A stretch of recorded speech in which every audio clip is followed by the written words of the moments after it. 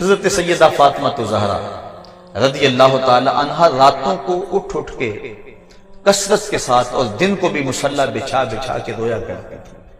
ایک دن حسنین کریمین نے پوچھا کہ امی آپ کثرت سے کیوں روتی ہیں، کیا مسئلہ ہے؟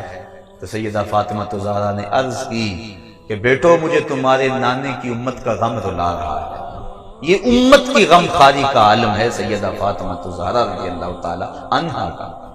اپنے پیٹ بھوکے ہیں لیکن اگر دروازے پہ سائل آیا تو وہ خالی نہیں موڑا جا رہا۔ ایک دن پورا گزر گیا فاقے سے، تو کھانا تیار ہوا، حسنین کو دیا، حضرت علی المرتضیٰ کو دیا، خود کھانے لگی تو دروازے پہ دستک ہو گئی۔ سائل نے کہا میں 2 دن سے بھوکا۔ کہا بیٹا جاؤ سائل کو کھانا دے آؤ۔ کہا امی آپ بھی کھا لیں، آپ بھی تو 1 دن سے بھوکی ہیں۔ کہا میں تو 1 دن سے بھوکی اور وہ 2 دن سے بھوکا ہے، لہٰذا اس کا حق بنتا ہے کہ یہ وہ کھانا کھائے۔ اپنا پیٹ کاٹ کاٹ کے لوگوں تک جو ہے وہ پہنچاتے رہے، یتیم کو، مسکین کو، اسیر کو راہ خدا کے اندر لٹاتے رہے۔ اپنے جو لباس پہنا ہوا تھا حضرت سیدہ فاطمہ زہرا نے، اس کے اوپر 12 پیبند لگے تھے، اور جو اونٹ کی اون کا وہ بنا ہوا تھا اور 12 پیبند اس کے اوپر لگے تھے۔ یہ استغنا کا عالم ہے۔ تو سیدہ فاطمہ زہرا رضی اللہ تعالی عنہا کو جس روپ کے اندر بھی دیکھو آپ بے مثال اور بے مثل نظر آ رہی ہیں۔ بیٹی ہونے کی حیثیت سے دیکھو تو جو اعزاز ان کو حاصل ہے کائنات کی کسی اور عورت کو حاصل نہیں ہے۔ اللہ اکبر۔ اور اگر بیوی ہونے کی حیثیت سے دیکھو تو شہزادی کونین ہونے کے باوجود حضرت علی المرتضیٰ کے گھر میں جب پہنچتی ہے تو خدمت میں کوتاہی نہیں آنی ہے۔ آج بڑے گھر کی کوئی عورت شادی ہونے کے بعد کہتی ہے کہ میں تو کبھی کام کاج اپنے میکے گھر کیا نہیں تھا، لہٰذا میں خامد کی خدمت اور شوہر کی اطاعت کیوں بجا لاؤں؟ لیکن حضور سے بڑا گھر کس کا ہو سکتا ہے؟ شہزادی کونین ہیں، جب یہاں حضرت علی المرتضیٰ کے گھر گئی ہیں، حضرت علی المرتضیٰ کی خدمت کو اپنا شعار بنایا ہوا ہے۔ اور آقا کریم نے 4 اشخاص کے بارے میں فرمایا کہ جنت میں جانے سنے کوئی چیز نہیں روک سکتی، ان میں سے ایک فرمایا وہ عورت جس نے اس حال کے اندر موت پائی کہ اس کا خامد اس سے راضی تھا۔ فرمایا جنت کے جس دروازے سے چاہے گزر جائے اس کو کوئی روکنے والا موجود نہیں ہو۔ اللہ اکبر۔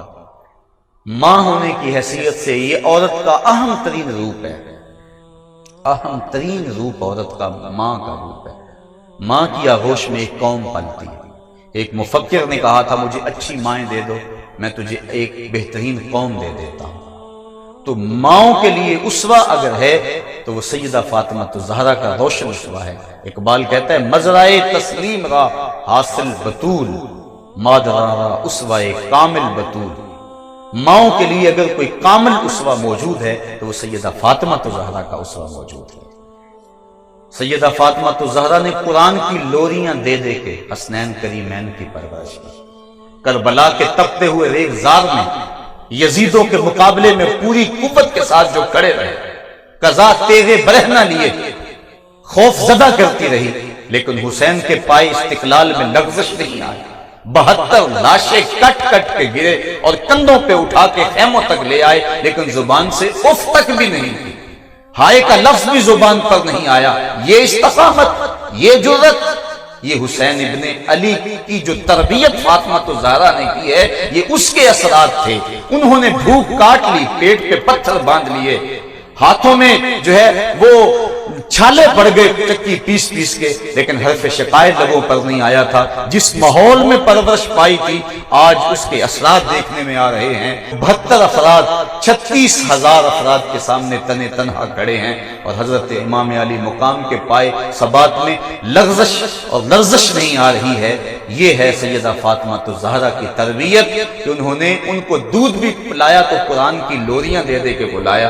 جب ان کی تربیت کی باری آئی تو سیدہ فاطمہ نے قرآن کی لوریاں دی اور دودھ پلایا، اور جب اس پر عمل کا موقع پڑا تو حسین ابن علی نے اس تربیت کی لاج رکھی، نیزے کی نوک پہ چڑھ کے قرآن سنایا۔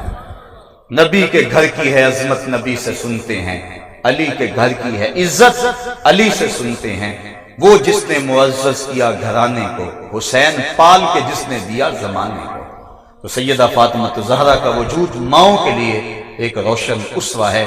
اقبال نے ایک بڑی خوبصورت بات کی، وہ کہتے ہیں پندے ز درویش پذیری، اگر پندے ز درویش پذیری، ہزار امت بمیرت تو نہ میری، بطول باش و پنہا شو ازی اس کے در آغوش شبدیر بگیری۔ کہا ایک درویش کی بات سن لے، ہزار امت مر جائے لیکن امت مسلمہ تجھے کبھی موت نہیں آ سکتی۔ اور وہ نصیحت اور پند کیا ہے؟ کہا بطول بن جا اور زمانے کی نظروں سے پوشیدہ ہو جا، پھر تیری وہ آغوش میں بھی حسین جیسے بچے جنم دیں گے۔ تو بطول بن جا، بطول کی جانشین بن جا اور اپنے پردے کی حفاظت کر۔ پردے کی حفاظت کے باب میں سیدہ فاطمہ الزہرا کا جو کردار ہے کائنات کے اندر ایک ایسی مثال ہے کہ جس کی مثل موجود نہیں ہے۔ آقا کریم علیہ السلام نے جب صحابہ سے پردے کے بارے میں پوچھا تو کسی نے کچھ کہا، کسی نے کچھ کہا، تو حضرت علی المرتضیٰ حضرت فاطمہ الزہرا کے پاس چپکے سے چلے گئے اور جا کے پوچھ کر کے آ کے بتایا تو آقا کریم نے کہا یہ تو میرے بیٹی کی بات لگتی ہے۔ تو انہوں نے کہا کہ عورت کے لیے بہترین پردہ یہ ہے کہ نہ وہ کسی کو دیکھے اور نہ اس کو کوئی دیکھے، بلکہ سیدہ فاطمہ الزہرا کو سب سے زیادہ پریشانی یہ تھی۔ حضرت اسماء بنت امیس رضی اللہ تعالی عنہا ان کو اکثر کہا کرتی تھی کہ مجھے یہ پریشانی ہے کہ جب بندہ مر جاتا اور اس کے اوپر چادر ڈال کر چارپائی پہ اٹھا کے قبرستان کی طرف لے جاتے ہیں تو جب جھٹکے لگتے ہیں تو جسم جنبش کرتا ہے، جس سے عورت کے وجود کا اظہار ہوتا ہے۔ میں سب سے زیادہ اس پریشانی میں ہوں کہ اس وقت تو بندہ بے بس ہوتا ہے تو اس وقت کہیں جو ہے وہ جسم کے ساتھ تک لوگوں کو نظر نہ آئے۔ تو حضرت اسماء بنت امیس کہتی ہیں کہ حبشے کے اندر لوگ ایسے کرتے ہیں کہ وہ کھجور کے ڈنڈے باندھ کر چارپائی کے ساتھ اوپر کپڑا ڈال دیتے ہیں۔ کہتے ہیں میں نے باقاعدہ وہ نقشہ بنا کر دکھایا کہ کمان کی شکل کے اندر چارپائی سے ایک ڈنڈا باندھا اور دوسری جمع باندھ دیا، پھر اس طرح باندھا، اور اس طرح میں نے جو ہے وہ دکھایا اور اس کے اوپر کپڑا ڈال دیا۔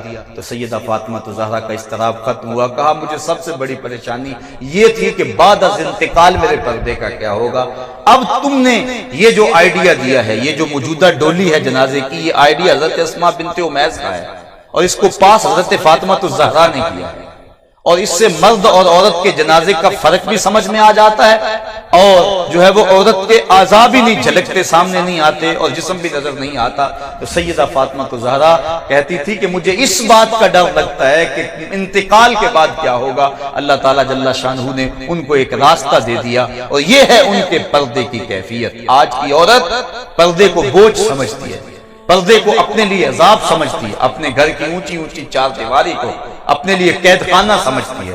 یہ پچھلے دنوں کے اندر میڈیا کے اوپر یہ تبصرہ ہوتا رہا اور حجاب کا تمسخر اڑایا جاتا رہا۔ آنکھ کے پردے کی بات کی جاتی ہے، دل کے پردے کی بات کی جاتی ہے، اور اسلام نے جو عورت کو پردے کی تاکید کی، اے نبی کی بیٹیوں اپنے اوپر اوڑھنیاں خوب اوڑھ لو اور جو ہے وہ اپنی زینت کی چیزوں کو پوشیدہ رکھو، جو حکم دیا گیا آج ان احکام کا تمسخر اڑایا جا رہا ہے۔ عورت تو اس قدر پردے کی چیز ہے کہ اللہ تعالیٰ نے ارشاد فرمایا کہ تو گھر کی چار دیواری میں اتنے زور سے قدم بھی نہ رکھے کہ تیرے پاؤں میں پڑے ہوئے پازیب کی چھنکار باہر گزرتے ہوئے غیر مرد کے کانوں تک پہنچے، بلکہ عورت کی آواز کو پردہ رکھا گیا۔ حضرت ابو ہریرہ رضی اللہ تعالی عنہ نے ایک عورت کو دیکھا کہ وہ خوشبو لگایا آئی ہے۔ عورت کو خوشبو لگانا منع کیا گیا ہے۔ دو طرح کی خوشبو ہیں، ایک خوشبو وہ ہے جس کا رنگ نہیں ہے، خوشبو ظاہر ہے، اور ایک خوشبو وہ ہے جس کی خوشبو ظاہر نہیں ہے، رنگ نظر آتا ہے، جس طرح مہندی وغیرہ۔ عورت کے لیے وہ خوشبو مسنون ہے جس کی خوشبو مہک نہیں آتی بلکہ رنگ ہے، اور مرد کے لیے وہ ہے جس کا رنگ نہ ہو بلکہ جس کی مہک ہو۔ اب اس نے ایسی خوشبو لگائی تھی جس سے مہکار آ رہی تھی، لپٹیں آ رہی تھی خوشبو، اور وہ آئی تو آپ جب قریب آئی تو حضرت ابو ہریرہ رضی اللہ تعالی عنہ نے فرمایا یا امۃ الجبار، اے جبار رب کی باندی، تو نے خوشبو لگائی ہے؟ اس نے کہا ہاں میں نے خوشبو لگائی ہے۔ کہا تو مسجد سے آئی ہے؟ اس نے کہا ہاں میں مسجد سے آئی ہوں۔ کہا میرے محبوب آقا نے تو فرمایا ہے کہ عورت اگر خوشبو لگا بیٹھے تو اتنی دیر تک مسجد میں نہ آئے جس طرح جنابت کا غسل کیا جاتا ہے جب تک ایسا غسل نہ کرے، یعنی ایسا غسل کرے کہ وہ خوشبو مٹ جائے۔ اور ایک روایت کے لفظ ہیں کہ جو عورت خوشبو لگا کے بازاروں میں نکلتی ہے اس خیال سے کہ مرد سونگے اور اس کی طرف مانوس ہوں، فرمایا کہ وہ عورت زنا کی دعوت دینے والی ہے۔ تو آج عورت بن ٹھن کے حیا کی چادر پھاڑ کے سڑکوں پہ آ گئی۔ آج ماں کو دکیا نوسی کا تانا دے کر، باپ کو بوڑھا کہہ کے، آج بھائی کی غیرت کی لالی اپنے لبوں پہ سجا کے آج وہ ماڈل گرل بن گئی۔ آج وہ دفتروں میں آن بیٹھی، آج وہ سڑکوں پہ آ بیٹھی، اپنے پردے کو اس نے بوجھ سمجھ کے اتار دیا۔ میری ماں، میری بہن، میری بیٹی، یہ پردہ تیرے لیے بوجھ نہیں، تیری آبرو کا محافظ ہے، تیرے برقعے کی ایک ایک سلوٹ تیرے حیا کا تیور ہے، تیرے گھر کی اونچی اونچی دیواریں تیرے حیا کا پہرا ہے۔ تو سمٹ جائے تو معاشرہ پھیل جائے گا، تو گھر سنبھال لے گی، امت ہے وہ پوری کائنات کو سنبھال لے گی، لیکن جب تو گھر سے نکلے گی تو پھر قوم کے پلے کیا رہے گا؟ آئیے آج سیدہ فاطمہ الزہرا رضی اللہ تعالی عنہا کا اسوہ نور ہم اپنے لیے اسی کو نمونہ اور اس کو ماڈل بنائیں۔ اسوہ بطول ہمارے لیے زندگی کی بہاریں ہیں۔ آج کی عورت اگر سیدہ فاطمہ الزہرا کے نقوش پاک کو اپنے لیے خضر راہ بنا لے تو آج کی وہ بہترین عورت ہے اور ایک اچھا معاشرہ تشکیل پا سکتا ہے۔ آج ہمارے معاشرے کے اندر بے پردگی کی وبا پوری قوت کے ساتھ جاری و ساری ہے۔ سیدہ فاطمہ الزہرا رضی اللہ تعالی عنہا کا اسوہ نور ہمارے لیے خضر راہ، اللہ تعالی ہمیں ان کی راہوں کا مسافر بنائے اور قوم کی بیٹیوں کو زندگی کے شب و روز ان کے طریقے کے مطابق گزارنے کی توفیق عطا فرمائے۔